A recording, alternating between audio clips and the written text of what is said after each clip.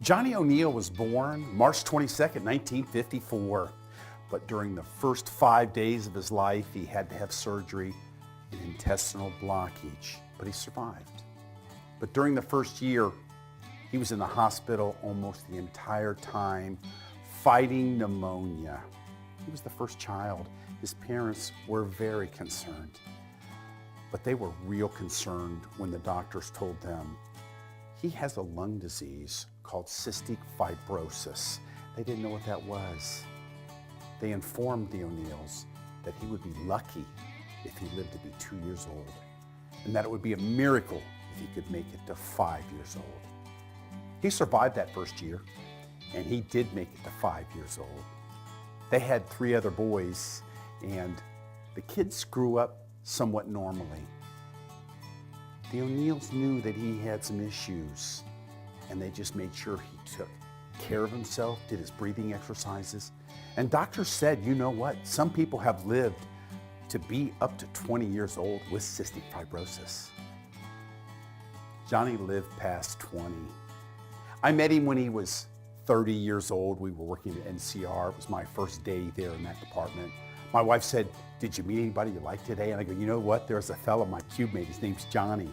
We're getting along really, really well. Johnny told me about the cystic fibrosis.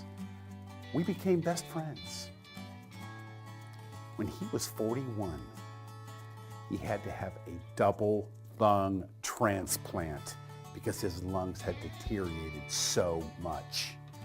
Now that's a very difficult operation. They literally have to crack open your rib cage, take out your lungs and put in new lungs. And you know what? He survived, but he called me and said, Tommy, good news, I'm alive. Bad news, I'm totally blind. They said I would never see again. Oh, it was so devastating for him. He was so distraught. I took him to lunch about a month afterwards, and he said, I don't even care if I live. I'm never going to see again, Tom. And I go, Johnny, that may not be the case. And he said, you know what else? The doctors told me that my lungs were not taking. They were rejecting. It's a death sentence. And I go, Johnny, these doctors are wrong. You cannot believe that. And he screamed in the restaurant, you're not listening to me. I'm dying. Everybody was watching. I didn't know what to do. I want to say positive things, motivating things. For the first time in my life, I had to just shut my mouth, open my ears, and just listen. He talked about his family and his kids and how much he was going to miss them and how he hoped that his children would remember him. But you know what? The doctors were wrong. His lungs did not reject. And as time went on, he began to live his life. He got a cane at first, then a seeing eye dog. Then he started to go downtown and do some traveling on the buses. It was really amazing.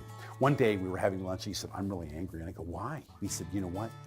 I went to my blind support group today, and someone there who's blind like me actually said, you know, if I had one wish, I don't know that I'd ask for my sight back. Oh, I really went off.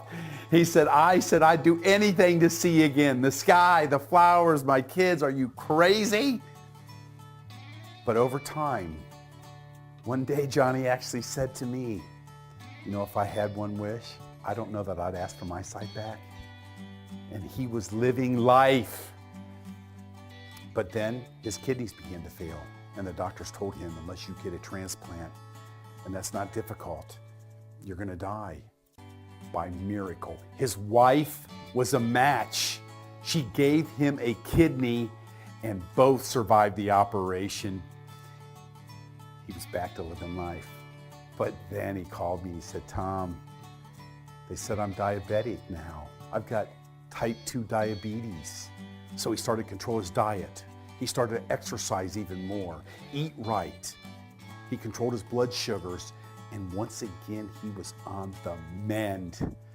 And then one day he called me and he said, Tommy, I've got cancer.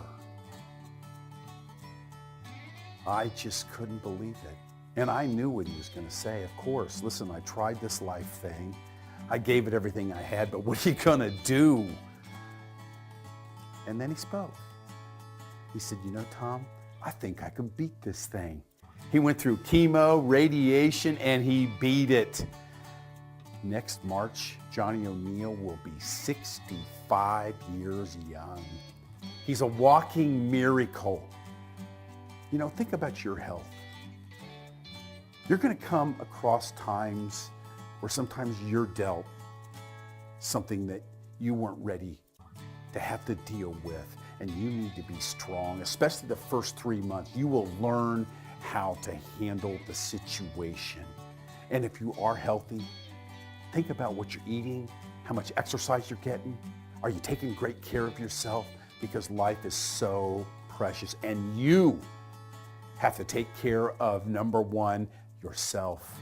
And when you or a loved one are facing tough times, remember Johnny O'Neal and never give up, because until you do, you've got a fighting chance.